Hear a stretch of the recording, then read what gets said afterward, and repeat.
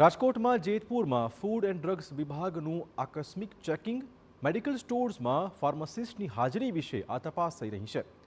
Prescription વગર દવાના વેચાણ મુદ્દે કડક ચકાસણી થઈ રહી છે। 115થી વધુ રિટેલ અને હોલસેલ મેડિકલ સ્ટોર્સમાં આ તપાસ શરૂ કરવામાં આવી હતી।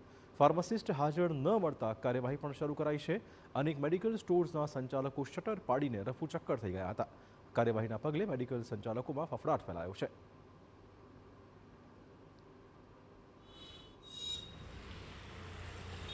ફરિયાદમાં મળેલ તપાસના અનુસંધાને જેતપુર ખાતે મેડિકલ સ્ટોરોમાં ફાર્માસિસ્ટ હાજર નથી અથવા પ્રિસ્ક્રિપ્શન વગર દવાઓનું એન્ટીબાયોટિકનું વેચાણ થાય છે એ બાબતની ફરિયાદ હતી અને ફરિયાદના અનુસંધાને રાજકોટ ટીમ તરફથી ડ્રગ ઇન્સ્પેક્ટરો હાલમાં તપાસ કરી રહ્યા છે।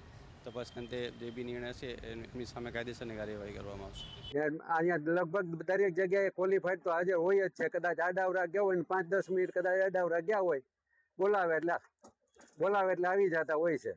મેડિકલો બંધ છે।